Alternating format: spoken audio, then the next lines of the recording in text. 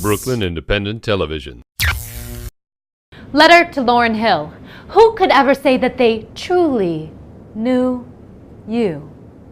Spun your CD so many times that it skipped before the player broke. Packed you up in so many cardboard boxes from old crib to new crib and back to mama's house again. Spent so many nights laid out on the floor, tears streaming down the side of the face, mouthing the words to that thing in solitude.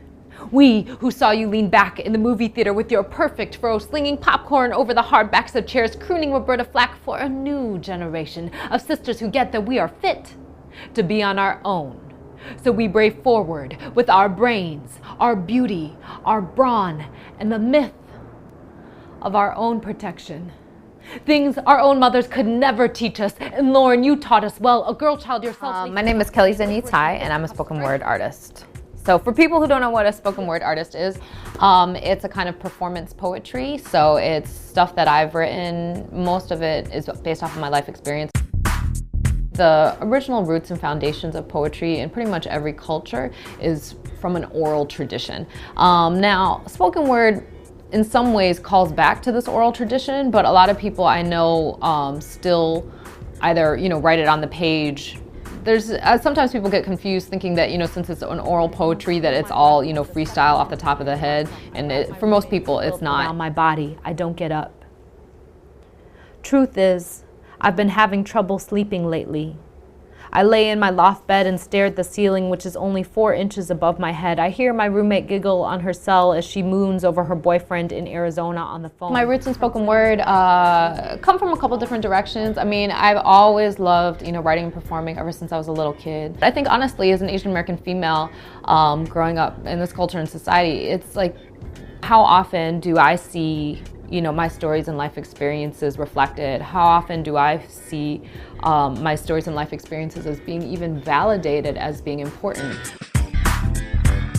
Skin, nails growing at a luscious, rapid pace, rippling across millions. I actually had a high school English teacher who was really involved, who continues to be really involved with the National Poetry Slam scene. And he used to take me and a couple of my friends and sneak us into the bars in Chicago where all the old school poetry slams are going down. People go up there, they give their hearts, and then they get judged from a score of 0 to 10, So really the spirit of the poetry slam is having fun. You can be loud, you can be rowdy, you can be bad, you can enjoy yourself. And one of my friends, who's an amazing poet, still based out in Chicago, Kevin Koval, who's been on, a ton of seasons for Def Poetry. He'd been working with the folks at Def Poetry, and they were like, "Hey, Kevin, we want more poets from Chicago on the show. Tell them to send in their audition tapes." And he was like, "Well, this is Chicago. Poets don't have audition tapes." So he's like, "What we're going to do, though, is we're going to have a night, where everyone performs. We're going to tape that night, and then we'll send it to you guys." But then I got the call later on that they were like, "Okay, well, we would like you to tape, for season 4 for Def Poetry." People like Reggie Gibson, who was a Little Red Books, which was my first piece that was kind of more on a national stage, so to speak, through Def Poetry, because that is the story of me, and that is the story of my family. That's the story of how I ended up here. Would be more likely mistaken for boat people. I do not know how the texture of Bobby's... I'll never forget when that first, short film, which is called Bystanding, premiered over the Media That Matters Film Festival, because I've performed that poem numerous times. Hey, RFK, I've only read about these things.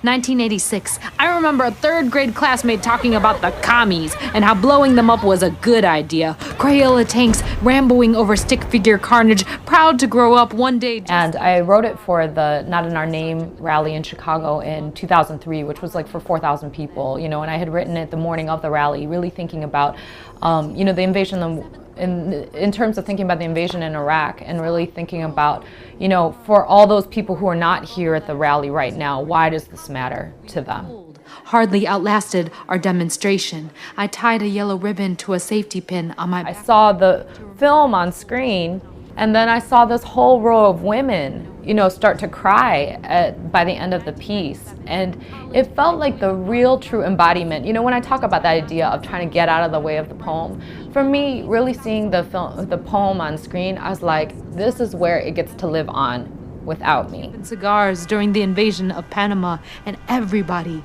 laughed. The poetry can connect in invisible ways with way more people than I might be able to conceptualize, you know? So I have to get out of the way of the poetry to let it do that through this like little arrangement of words somehow, that something that was inside me can connect with something deep inside another person. Like that is, it's really magical. With killing a man.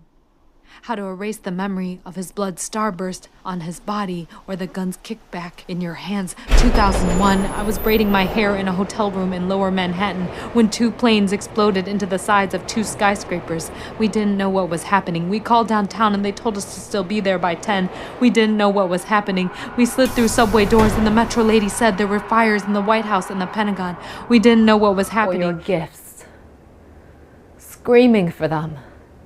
Like Romans round the tiger pit. 'Cause we've got to hear. We've got to hear. We've got to hear your songs. Brooklyn Independent Television on the BCAT TV network.